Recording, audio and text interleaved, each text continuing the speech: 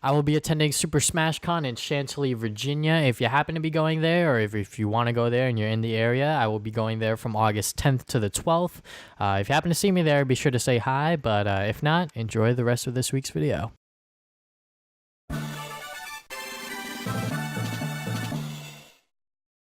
Hey there guys, I'm back to another video. Today I want to talk about something that I've been wanting to talk about for quite some time, and it is the topic of review scores.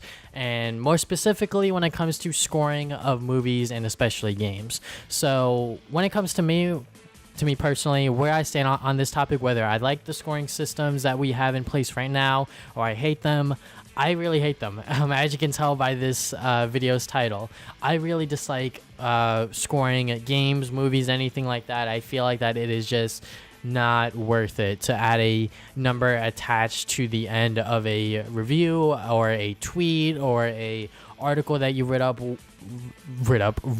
up, whatever. I feel like that adding a score at the end of it is just redundant, because if you write a tweet, if you write a article, make a video, by the end of that, you should know whether or not the person likes it. You know, if it's well written, if it's well done, you should know by the end of the video, at the end of the article, you'll know whether or not that person liked that piece of media or really didn't like it as much.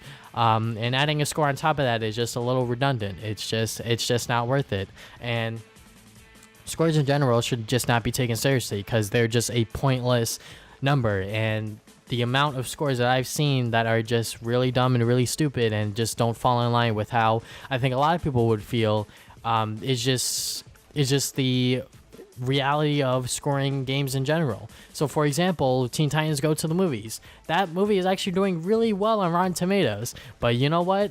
I'm pretty sure a lot of the main core of Teen Titans fan base, especially the ones that watched the original Teen Titans cartoon show, would say otherwise. They would probably give that movie a really low score. But because it is just normal people, normal critics watching the movie, that's what the score of Rotten Tomatoes reflects. So yeah, scores in general just don't mean anything.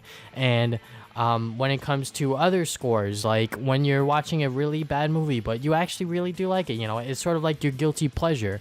Does that score really matter to you at that point? No, it doesn't, because your opinion for that movie doesn't reflect what the mass majority of that score is. And you know what? That's fine. Everyone has their own opinion. I'm not saying that having your own opinion is bad. I'm saying that having scores attached to your opinion is bad, because I feel like that a lot of people will look at your score mainly and not look at what you're trying to say, you know, because I feel like words are a lot stronger than numbers when it comes to reviewing anything. And you saying how you feel about something is a lot better than you just giving blatant scores, because scores are really just everywhere nowadays, and really they just don't fall in line with a lot of things in 2018. And one particular subject that I want to talk about is IGN's review of Prey, because when they originally reviewed it, it was a 4 out of 10 due to technical issues, but they patched it and then they immediately gave it a 8 out of 10 instantly, because of the amount of influence that IGN has, and because of how many people look at IGN for their reviews and for their scores. They had to change the score of that game extremely quickly just to make sure that the sales of Prey don't suffer. And that really sucks. That really does suck. The fact that game developers and game studios have to rely on these big websites, on these review scores for success of their game is just really stupid. I feel like that a lot more consumers should just, you know, do more research. They should go out on YouTube, look up video reviews, look up video trailers, all that stuff, to go and see exactly what the game is about, how other people feel about the game, and also watch multiple people, watch multiple stories. The more you consume, the more you're informed. And before you even dive into this game or this movie, you'll know exactly what you're getting into. And that's pretty much my point here.